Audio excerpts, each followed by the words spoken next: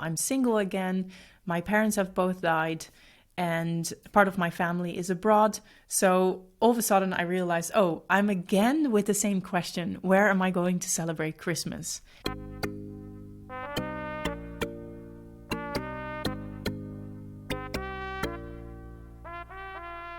Hey you guys, it's Amanda Maxime and this is This Expat Life. Welcome to today's episode. With Christmas just around the corner and knowing that this can be quite a triggering period for many of you, including myself, I thought, why not have a little Christmas special edition for the podcast? I know many of you are traveling back home to spend Christmas with a family or other loved ones, or perhaps you live in your home country again or you're not traveling and you're a bit anxious about spending or not spending time with your family. There are so many scenarios possible for you that can make Christmas lonely, difficult, painful, or just a source of anxiety and all kinds of other emotional triggers.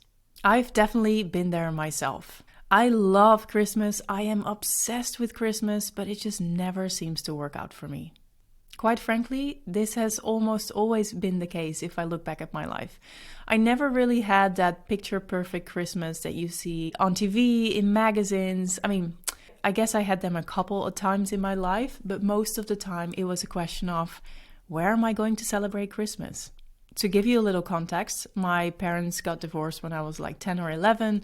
We stayed with my dad, but both my dad and my mom had mental health issues. They had addictions. And when I was 15, I moved in with my aunt and uncle and later with another foster family. And I stayed with these families until I was 18 and then moved out for my studies. So even as a teenager already, it was always the case like, okay, where am I going to celebrate Christmas this year with so many families? My mom, my dad, both separately, then my aunt and uncle, then the other foster family.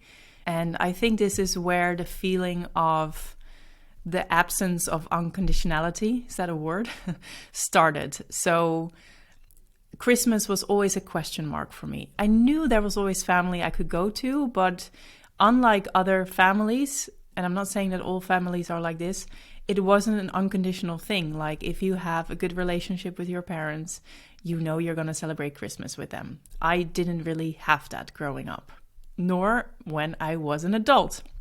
So I also have to look at myself here because I also moved abroad many times. So I wasn't even in the country with Christmas very often. And yeah, this doesn't help. And this is probably something that you recognize.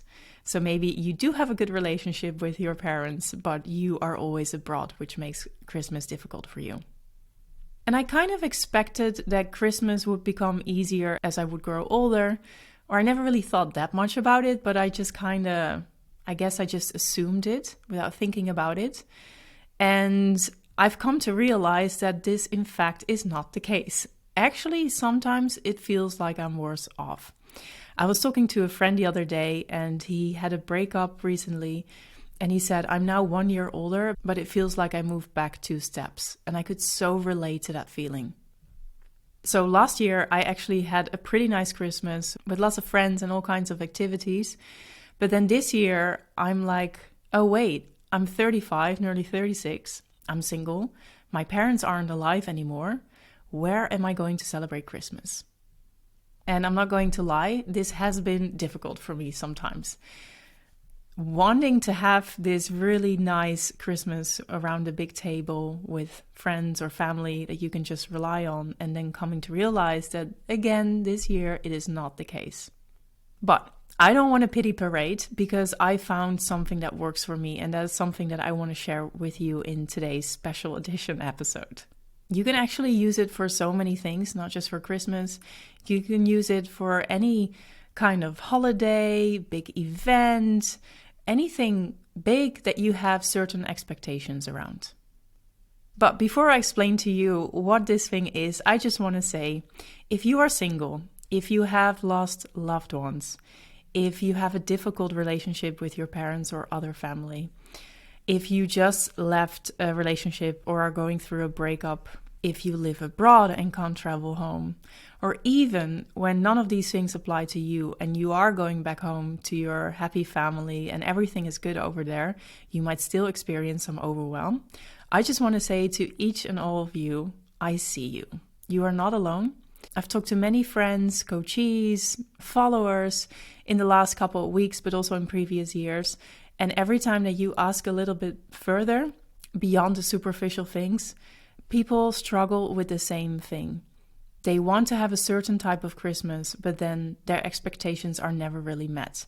They are disappointed, or they're just even anxious before everything is happening. So again, I see you, and whatever is going on in your life, you are not alone. Whether you feel lonely or lost, or you are grieving, or there is some other type of pain going on for you, there are more people like you. So, going to the thing that I was talking about that has really worked for me. I need to go back a couple of years in time. I was living in Brazil, and I think it was my second year there. And I couldn't travel back home for the Christmas holidays because I had already traveled back home the year before, and now it was my boss's turn to return home, and someone had to stay at the embassy, of course. And I remember that it was Friday afternoon. I think it was the Friday before Christmas. I got off a little bit early because that's what we did on Friday afternoons throughout the year. And I just found out I had this super rare tropical parasite, which wasn't a big thing or anything, but it was bothering me with my stomach. And my doctor and I were just so happy that we found out what it was, what the cause of my pain was. And I just remember coming back home from work and realizing, oh, it's Christmas. My family is celebrating it together. My boyfriend at the time is also with his family back in the Netherlands. He wasn't with me in Brazil. And I just felt so alone. I really missed the Netherlands all of a sudden. And I'm never really homesick, but that day or around those days, I really felt homesick. And as I was coming home, I saw my tiny, tiny fake Christmas tree in this tropical environment that I was living in. My stomach still felt bad. I was on antibiotics. And I remember, you know what? I'm just going to go take a nap and lay in bed. But then I started crying because I just felt so sorry for myself. And then thankfully a friend of mine was there as well. She had come to Brasilia so we could celebrate Christmas together, and that was lovely. But I couldn't even have a glass of alcohol because I was on antibiotics, and the type of antibiotics that you really don't want to take alcohol with. So I just felt so miserable, and I felt so sorry for myself. Feeling sorry for yourself is okay, but it is not a long-term solution. It's not going to bring you anywhere. Thankfully, at the same time, just before that Christmas dinner, I think I was scrolling on Instagram. I was in bed and I was on my phone, which is something that I do too often. And I saw something from, I think it was Celine Charlotte, the entrepreneur that I've interviewed before and of which I'm a huge fan, as you know. And she shared something that she learned from Tony Robbins, if I'm not mistaken, that helped her deal with expectations around the holidays and about other things. And this is something that I started to apply that time as well, which created a huge mindset shift for me and really helped me to look at Christmas with another perspective. And this is what I'm going to share with you guys right now as well. So basically what is happening is that we have all these expectations around Christmas, and especially nowadays with the media makes us believe that Christmas should be celebrated around a big table with beautiful presents, with your entire family around the table, with really good food that you prepared at home. There are no fights. There is snow outside. I mean, how unrealistic is this? But this image is shown to us so often that we all kind of started to believe it, that this is the norm. So what happens internally inside of us is that we think, okay, to have like a good Christmas, I need to tick off all those boxes. Otherwise, it isn't a good Christmas. Now, when you're listening to this, you might think, oh, but that's not the case for me. I'm being more realistic. That may be true, but I think you're still being influenced by what the media shows us. Just look at the amount of Coca-Cola commercials around Christmas time and all the images in the magazines with the perfectly set table. We are just so influenced by all these things. So in a way, there are sort of rules to have a good Christmas. Once those rules are met, then we have a good Christmas. So these are all the things I just mentioned. Now, that can already create a lot of anxiety because beforehand you might or probably already know that you're never going to be able to meet all those rules because you are abroad and can't travel home, or because you don't have a good relationship with your parents, or they don't have a good relationship with each other, or there's something else going on at home, in your family, or with yourself. You just know, okay, these are the rules to have a good Christmas, and I won't be able to meet them, so that means a bad Christmas for me, or just a lot of uncertainty around how it will develop for you. And the mindset shift that I'm now talking about is to identify your own rules. So going back to Brasilia, where I just felt so sorry for myself, I had this image of how Christmas should be, and I wasn't even near that image. Even if I was feeling well, even if I had my boyfriend around at the time, I still wasn't around family, and I still wasn't in like some snowy environment. And if you are from the Northern Hemisphere and you've lived in a tropical place before, you know that Christmas just feels really weird when you're celebrating it with like 30 degrees Celsius. So I was sad because I thought this Christmas is not going to meet the rules that are needed. And then I started to identify my own rules to have a good Christmas. So I realized that, you know what, actually I don't mind celebrating it in a tropical environment with 30 degrees next to the pool. I don't mind so much. I'm also okay with my family not around and perhaps not my boyfriend around. I am a little bit sad that I am sick, but what are the rules that I can create to have a good Christmas? And I checked in with myself. What do I really need to have this Christmas to make it a success? In that case in Brasilia, actually all I needed was to spend time with friends and to have a nice meal. That for me was enough. I knew I was living abroad. I knew it would come with sacrifices. So actually just being around good friends and having a beautiful meal together would make it a good Christmas for me. And realizing this already shifted my mood right away. I got out of bed, tossed the phone aside, and started to help my friend in the kitchen who was really busy preparing a beautiful meal. And later that night, as some other friends came and went, I realized, you know what? I had a good Christmas because I met all my needs. I met all the rules that I identified beforehand of how a good Christmas would look to me. And I've been applying this principle every single year. So every year just before Christmas, I ask myself, what are my rules this year to have a good Christmas? Because that can also change over time, obviously. And I have to be honest, like Christmas is such a triggering period for me. I love, love, love Christmas, as I said, but it comes with so much inner drama for me and uncertainty that already in October, perhaps late September, I already start to wonder, what am I going to do with Christmas? It already brings up all these doubts and uncertainties and anxiety, actually. And what has happened in recent years when I was actually at home in the Netherlands was that I would check in with one of my foster families and ask them in September or October, hey, what are we going to do with Christmas? And then I never really got a satisfying answer. They said, oh, we don't know yet, or they just simply didn't respond. Yeah, the dynamics of a group chat. And then by the time it was early December, mid-December, I would ask again, or I would say like, these are my plans. And then we were like, oh, but we're going to celebrate Christmas together, right? And I'm like, oh, but you never told me. So I realized last year, and God, I hope they're not listening, but what I realized was that every time I was just giving my power away to other people, they would decide totally unconsciously, they weren't aware of this, but they would decide for me whether, you know, what would happen with Christmas and if it was going to be a good Christmas for me. And I would just have to wait for their decision.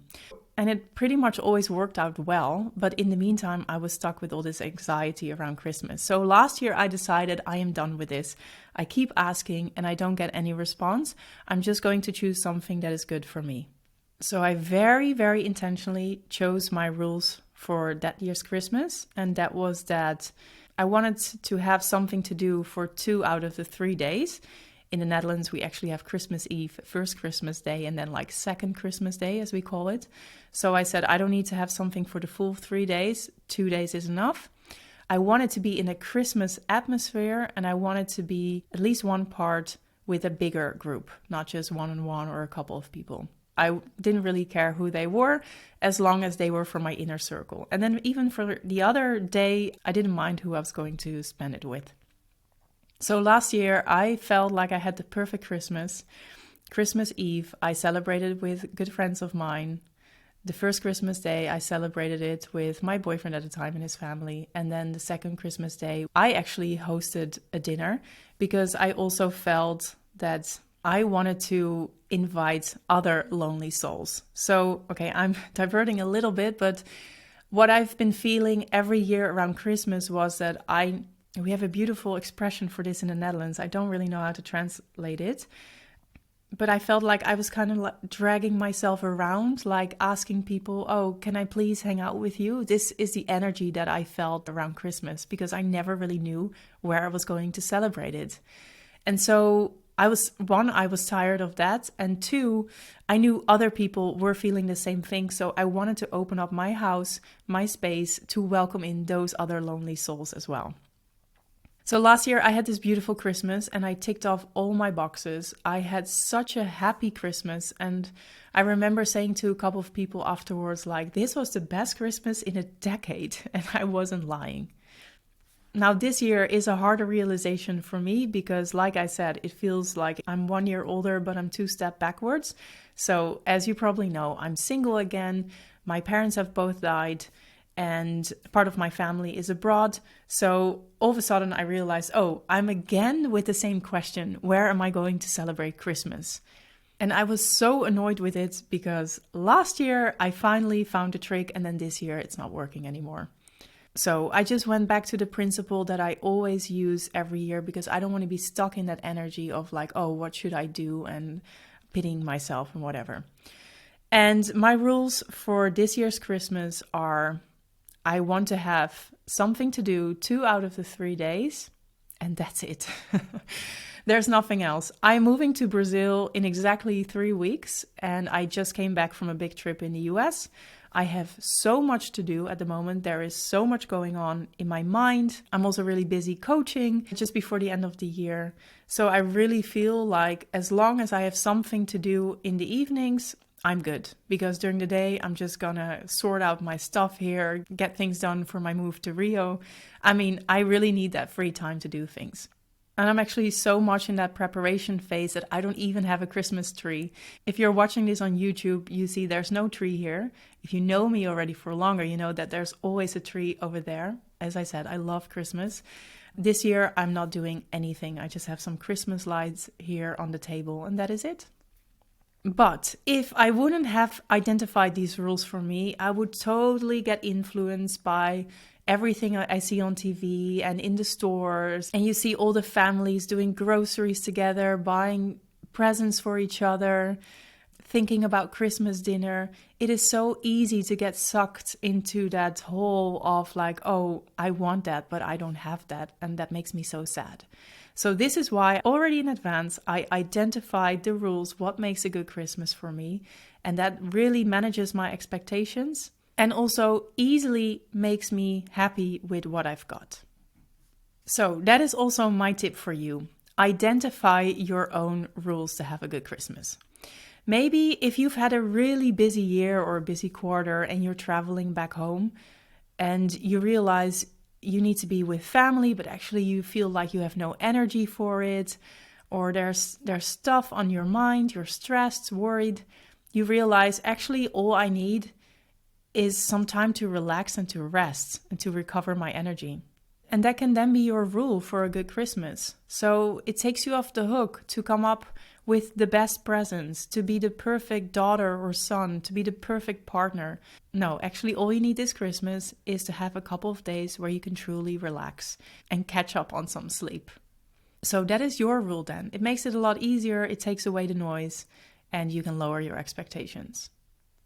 If you have lost a parent or a partner and this is your first Christmas without them, and actually just today I was coaching someone who has lost her father about 9 months ago, and this is her first Christmas without her father. And well, one, I see you, I feel your pain, I've been through it myself as well.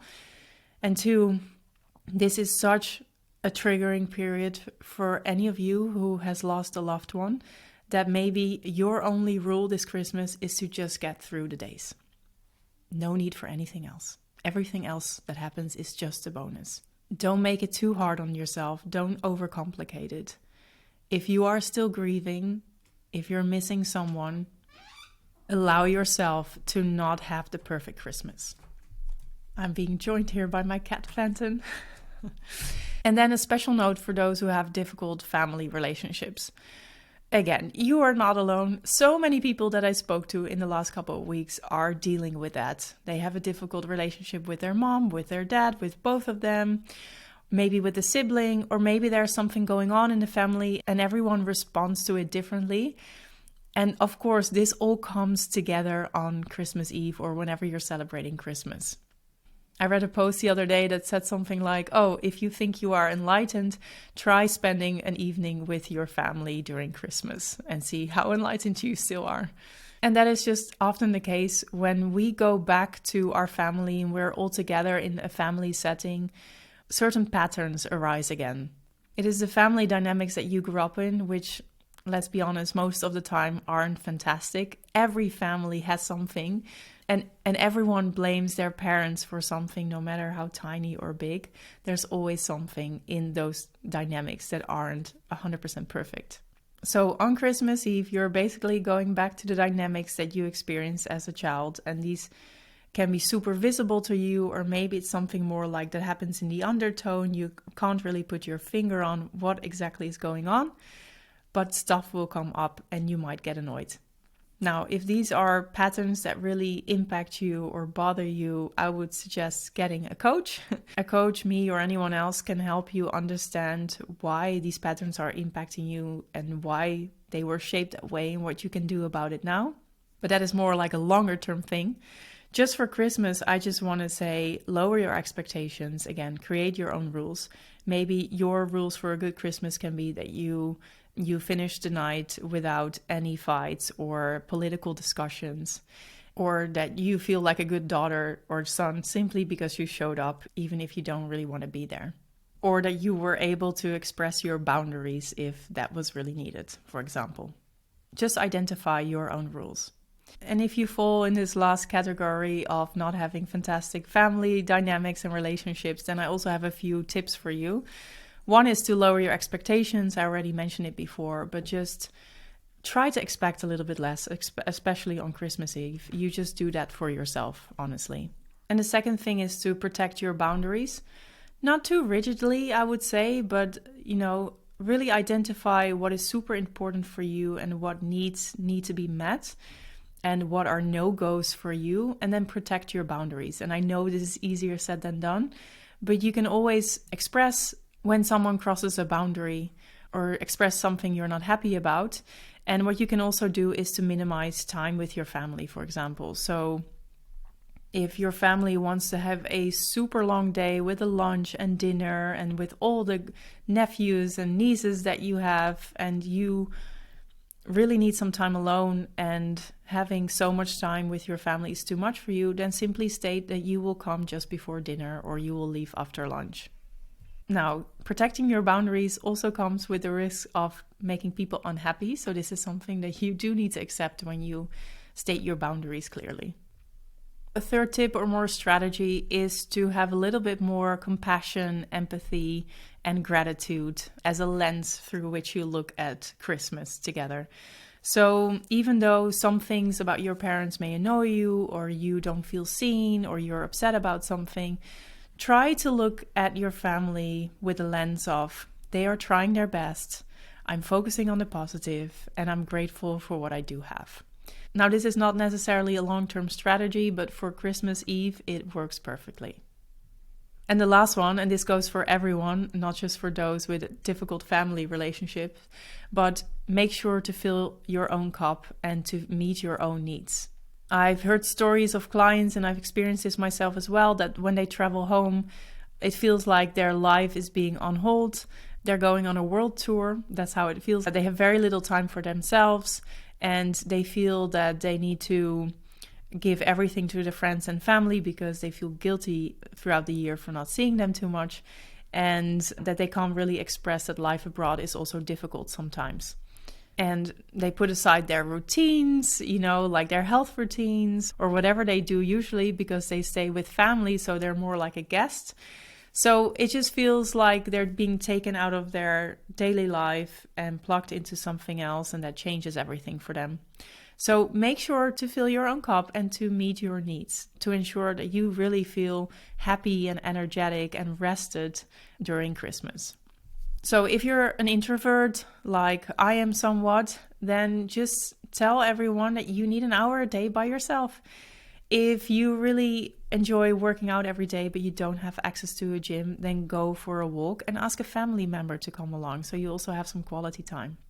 If you're tired of visiting everyone separately because everyone expects you to go to their place, I don't know if this is a Dutch thing, but I've had this many times myself and I heard it from a lot of other Dutch people, then invite everyone over for a leftover Christmas brunch, for example. If people can't come or don't want to come, that's their problem, but you invited them at least. You don't always have to go to everyone separately because it really takes all your energy. All right, I hope these tips were useful. I also hope this wasn't an episode where I made you believe that every family is dysfunctional and that we should all have a pity parade. I just want to say that not having a perfect Christmas is more often than you think, and you are not the only one. And there are ways to shift your perspective on this. So, as in a minute you go on with your day and Christmas is coming up for you, identify for yourself what your rules are to have a good Christmas. What you need to feel happy, content, or satisfied over the Christmas period. Don't let society make you believe that it needs to be this picture perfect that we know from the magazines and from TV commercials. Decide what you need and focus on meeting your own expectations. If this episode resonated with you, I would love to hear. As I said, Christmas is a triggering period for me, even though I also love the Christmas season. And this principle of setting my own rules has really helped me to look at Christmas with a different perspective. And it has always improved my mood immediately. So I don't feel so alone or sad anymore when I think about Christmas because I have my own rules. And I would really love to hear if it has worked for you that way as well. So please feel free to reach out and send a message via Instagram or LinkedIn. I'm there every single day, basically. And I would also love it if you could leave a review for This Expat Life on the platform that you're listening to the show. This really helps me to reach more people so we can grow our beautiful expat community together. For now, I just want to wish you a Merry Christmas, however this may look for you. Enjoy.